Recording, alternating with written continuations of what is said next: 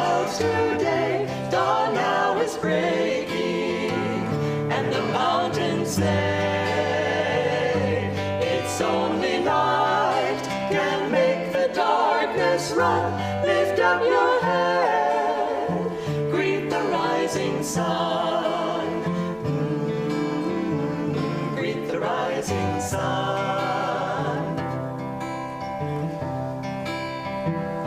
Some people think to harvest happiness by weeding troubles, easing every stress. The trouble is that troubles never end. Get rid of one and you face its friend. And you face its friend.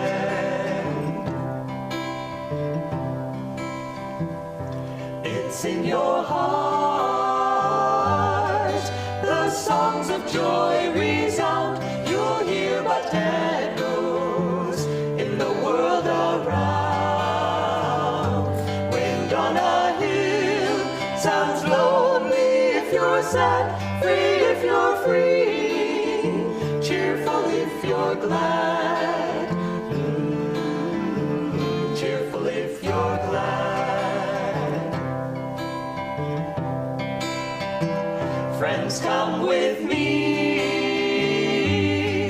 We'll chant of battles won, shouts not of anger. Joy will be our dawn. Before the light, the veils of sorrow rend. In inner freedom, all delusions end. All delusions end.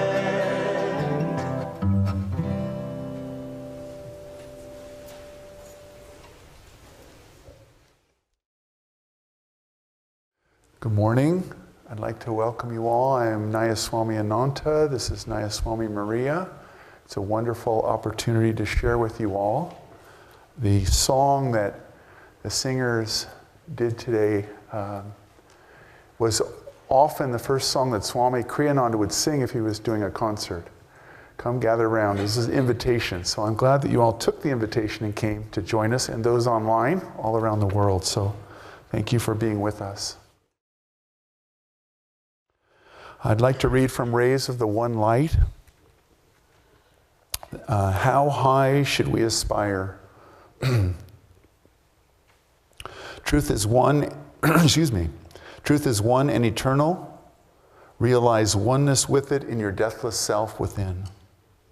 The following commentary is based on the teachings of Paramahansa Yogananda. The passage this week is from the Gospel of St. Matthew. I say unto you that except your righteousness shall exceed the righteousness of the scribes and Pharisees, ye shall in no case enter into the kingdom of heaven.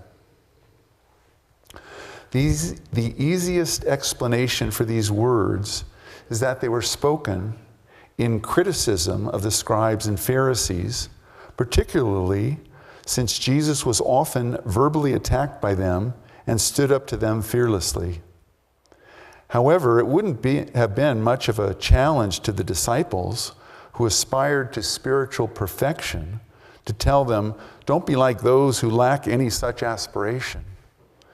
Jesus, in fact, says, only a few verses later, be ye therefore perfect, even as your Father which is in heaven is perfect. What Jesus was referring to here then was self-righteousness of the priests. Don't seek perfection, he was saying to his disciples, in the image you project toward others. Don't be satisfied with a goodness born merely of ego definitions. The highest virtue is to transcend the very thought of personal virtue in the realization of God alone as the doer. Before this realization, even the thought, I am kind or I am truthful, is self-limiting. As it says in the Bhagavad Gita, the 7th chapter, yet hard the wise Mahatma is to find, that man who saith, all is Vasudev. Thus, through Holy Scripture, God has spoken to mankind.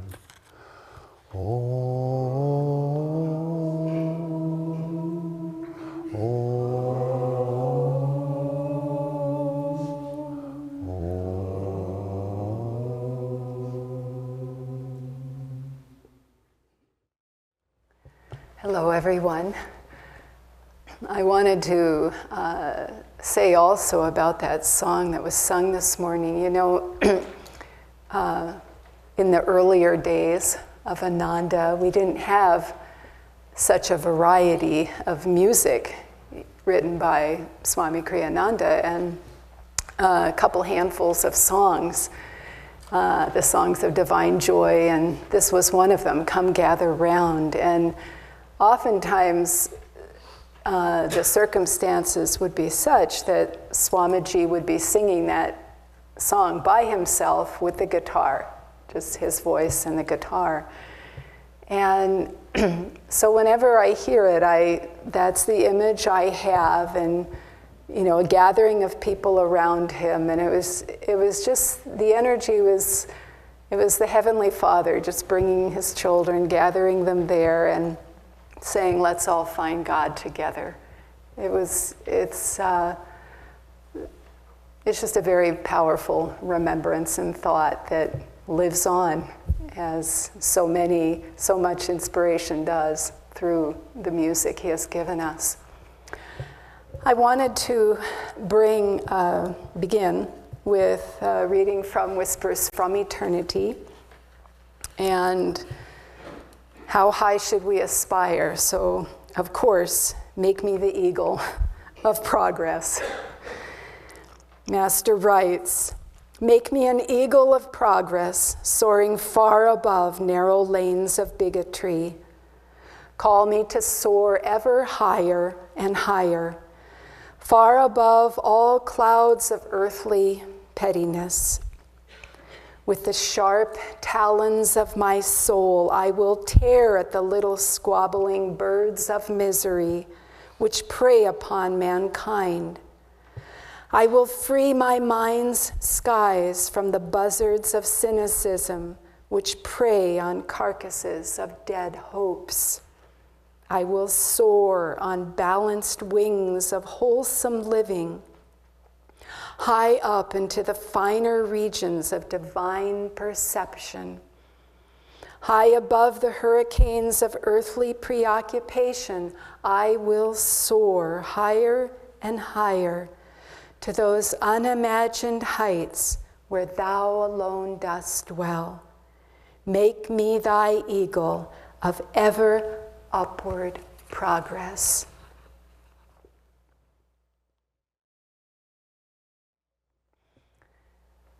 And so how high should we aspire? Last week we had our Easter Sunday service, and I feel like that sort of stated a lot of that. It set the bar very high. Nayaswami Jyotish gave a beautiful service on that topic. And I wanted to share a little bit about how we aspire and how we sustain that quest, that aspiration. We all come with a very different karma to this spiritual path, and in line with that, we each have a very different path, but we have the same destiny in God, in the divine, and yet how we will each realize that will be uniquely different and resonate with our soul nature.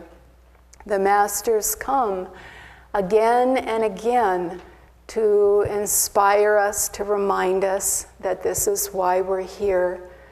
They're not asking us to duplicate their lives outwardly. They're asking us to duplicate their lives inwardly, in consciousness. And it's very important to remember that, because we see their lives, we see the human drama, how it plays out through the life of a master, the life of an avatar, and we say, how high should we aspire? And there's this example that's just beyond comprehension. but they're asking us to come to that consciousness that they live through their life, through the human drama, not in the same exact way at all, but uniquely different to each one of us. Very important to remember. I was considering this topic, and the image that came to mind was of Jesus gathering the disciples and being there on the shores of the lake, and in come the fishermen, in come Peter and his brother Andrew, and they're exhausted, they're highly frustrated, they've been out there all day. It's not an easy business, fishing all day, out in the sun and the elements, and they caught nothing. Very discouraged, and perhaps even questioning the role altogether. You know, should I even be fishing? Very, very discouraged and let down. And Jesus stood there and looked at them, and he said, "Go out yet again, one more time." And the greater part of them did not want to do that. They were done. It was done. No fish, bad day. Let's go home and do something else. But something about the way he said that, the way he asked them to do that, compelled them to do just that. And out they turned. And as we know, the fish, the harvest was huge, more than they could get in their boats, more than they could bring in on their own. They had to get everyone else in the village, the fishermen, others, to help them. And, you know, this story, some of you might not know, was repeated millennia later in the life of our own guru in Southern California, on the beach just below the Hermitage there at Encinitas. And Yogananda was walking out there, and the fishermen came in, no catch, you know, no success. And Yogananda said to them, "Try one more time." And they did, and they were successful. I don't know how many times in history that story, that episode has been repeated, but here through the life of our own guru. And it brings up a very fundamental point in terms of realizing our aspirations and meeting that high bar. And that's the attitude of simply saying, yes, yes, I will do it. I will try. I will bring to bear all my energy, whatever I can do to make it happen on my part. I will do that, yes. And it's synonymous with the life of Swami Kriyananda. Say yes to life. And isn't it interesting that in that exchange, Jesus was drawing in the disciples. Certainly there was a soul faith in them. There was a destiny to be with him. But one of those first lessons was simply say yes. Say yes to that which you think can't be, to that which you think isn't possible, to that which you think and even think you cannot do. But say yes. Say yes anyway and try to do it. It's fundamental to our discipleship. It's fundamental to anyone who is seeking spiritually, who is seeking to grow, seeking to be bigger, not in an egoic way, but more of an expression of the soul, of one's true nature. And it takes a tremendous amount of energy to realize all that. Yogananda said, there is more energy in a single gram of flesh than it takes to run the city of Chicago for a week in electricity. And I would bet if he was here today in the body, Chicago's a much bigger city to be sure, but I bet he would say the same thing. I bet he would, because in that divine reality, there are no limits. And the other part of that sentence, which you don't hear as much, he said, and yet you imagine you are powerless to meet the handful of challenges that life brings you. So you are this divine power. It's latent within you, and yet you think you can't do it. You think you can't realize it. You think you can't get to the goal. There are all these goals out there for us spiritually, and I suspect all of us at some time or another distance ourselves a little bit. We don't mean to, but we think we're not capable. We think we can't do it. We think we wouldn't have the energy or the talent or the ability to pull it off. Swami Kriyananda tells a wonderful, it's a story to us. It's a situation that happened to him. He was living in the Bay Area with his mother at the time, and he was giving lots of classes, doing programs, and he had a few people there, a few great people there to help him, but it was a lot. And he came home one day. There was still a class to give that evening, and he was just exhausted, completely wiped out. And his mother said to him, you can't keep pushing yourself in this way. You can't do this. You have got to rest. You have got to call these people and just tell them, no class tonight. And Swami went into his room and he thought for a moment. He said, I can't reach these people even if I wanted to. I don't know their numbers. They may not be home. I don't have the time. And he lay down on the bed and he started to think of all of the things that were going on in his life in that day, but just as a part of trying to get Master's teachings out to people and all the responsibilities. And with each one that he thought of, he could feel energy just going out of him, because there was this thought, it's just too much responsibility, too much to take care of. And he went through all of them, and this voice within him said, just accept it. This is what you need to do. This is what needs to happen. And he went through again all those circumstances, all those responsibilities for which he was the one responsible. And as he did, he accepted each one at a time. He accepted it with the thought, God is the doer. This can happen. I will say yes. And as he did that, the energy came back into him one by one until he was just flooded with energy, just feeling this super power. And he went out and his mother said to him, wow, you must have had a wonderful rest.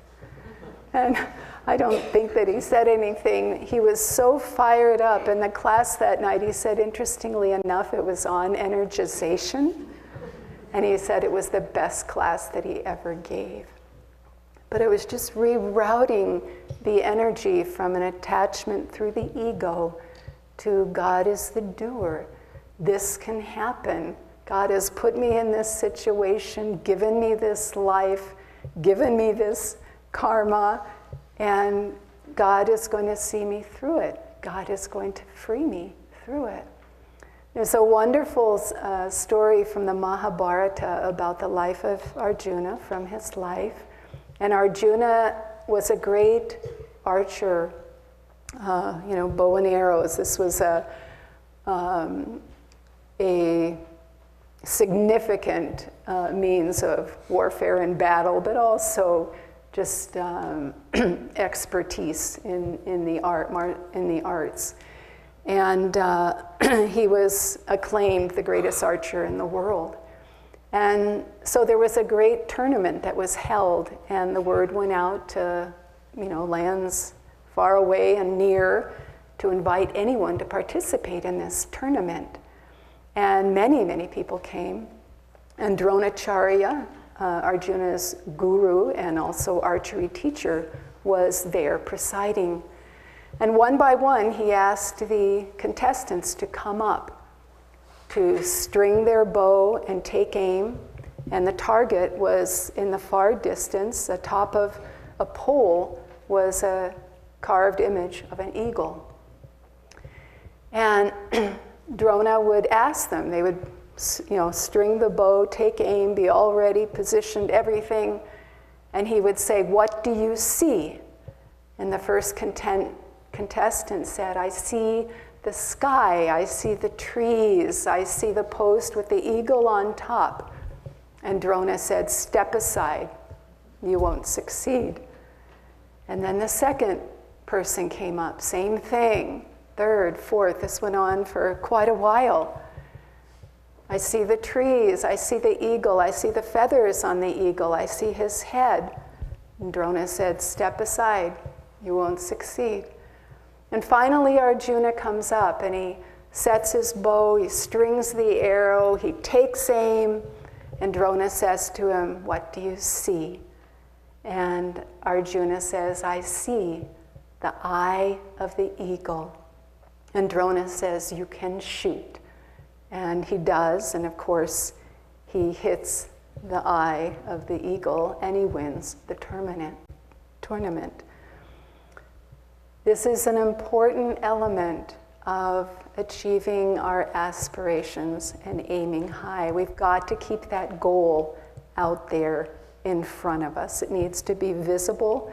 We need to be able to see it. We need to be able to frequent it and constantly refer to it in that say yes spirit, with the knowing that with God's help we can do that.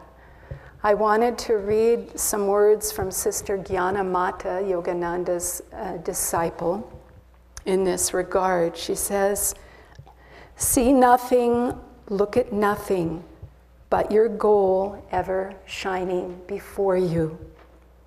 The things that happen to us do not matter. What we become through them does. Each day accept everything as coming to you from God. At night, give everything back into his hands." Yogananda said, if we want to find God, go after him. It takes great determination and steadfast, deep self-effort.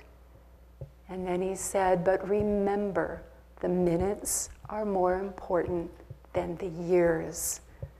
And this is very important. We've got that goal there, and we can't just figure that it's going to be taken care of in time. It will.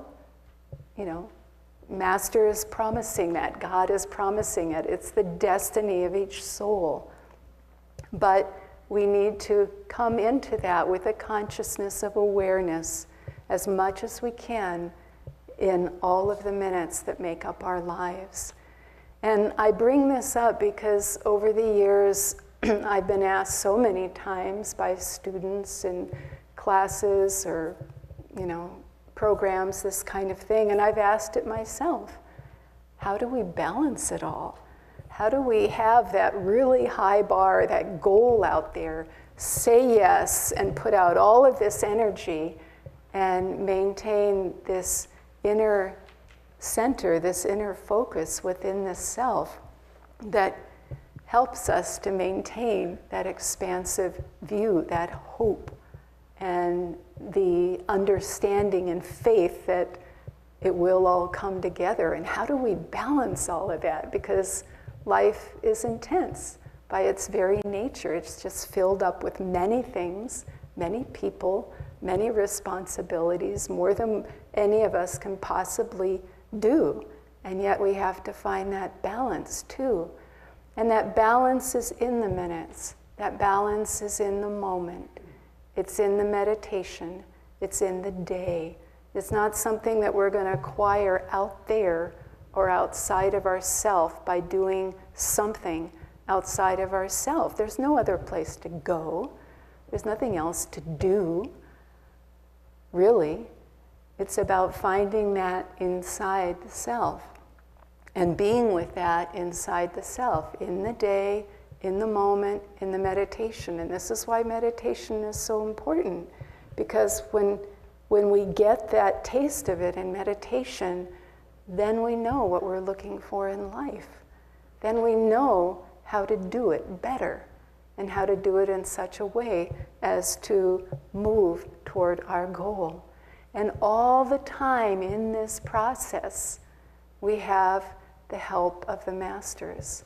We have the help of the guru. It's always there. We're always in company with that reality and with that consciousness. When Swamiji was a young man in Yogananda's ashram, he was invited to participate in a play, and he was to play the part of Jesus in that play. He had a beard, and I'm sure they added some additional makeup, maybe a little more longer hair or something. The robes made him look the part. But he did a good job, and Yogananda commented on it. He said, "I heard you did really well." And Swamiji said, "I'd rather be like him." And Master said, "That will come. That will come." And Swami commented, he said, so many times, and it never ceased to amaze him, so many times in Master's company, he would feel the consciousness that Master had in the sense of, this is achievable. Master saw it in him, Master saw it in the disciples, Master saw it in any serious spiritual student, aspirant. And if you tuned into his consciousness and really felt his presence, he convinced you that you were capable of doing that. And Swamiji said it always amazed him that Master could impart that belief, that faith, that I can realize this. And Yogananda said, he said to his disciples, but I think again, in a general way, to anyone aspiring spiritually for something greater and putting out the energy to meet that, Yogananda said, you should at least achieve Jivan Mukta in this life, freed while living. And when I read this the other day, I don't remember hearing "at least" before. I really perked up. I went, "At least?" I mean, because already that's so far out there sometimes in our consciousness, right? But he said, "at least." And we really have to get our aura, as the saying goes, around this, because it's not just a tease. It's not, he's not playing games with us here. He's saying that this is possible, this is attainable, this is possible for you, this is possible for me, and this is attainable. That's what he's given us in this life, and he wants us to try to do this, because the more of us who are trying to do this, the more other people are going to hear about it and get inspired and get on board and sing and realize that this is a life which can really make a difference. And we can make a difference for others by trying to aim for that seemingly really high bar. I wanted to close with some words of Swamiji's, and this is from his Raja Yoga course. He writes, it's all been there from the beginning, and we just hear different parts of it and realize it on deeper levels in ourselves as we go along. This is one of the first things he wrote. He wrote this before the path, before his autobiography. So he says, O yogi, strive always to act, think, and live from the Christ center in the frontal lobe of your brain, between the eyebrows. Do not wait to become a master to live as a master lives. It is by living in a divine way even now that one becomes divine. Renounce ego. You are not that little self. Dwell always in the thought of your soul's freedom, of the soul guidance that emanates in soothing rays from your own Christ center. For you are the immortal Atman. You are spirit. The very universe, vast as it is inferior to your soul's majesty.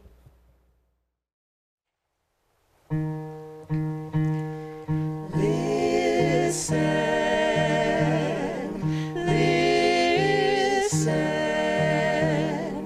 whispering within your soul, hints of laughter, hints of joy, sweet songs of sadness, of quenchless yearning for the light, for my love, your true home. Long your heart has played the dancer, long you've toyed with merest shadows of the treasures left behind you, deep in your soul.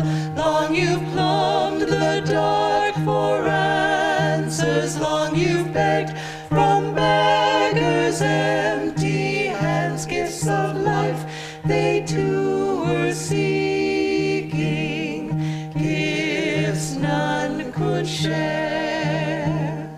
Friend, how long will you wander? Friend, as long as you seek your home in a land where all are strangers, love locks her door. Leave to the weak his craven life, to the coward leave his dreaming. Oh, my saint, wake up, reclaim the light, seek the truth behind all seeming. Leave to the weak his craven life, to the coward leave his dreaming. Oh, my saint, wake up, reclaim the light, seek the truth behind all seeming.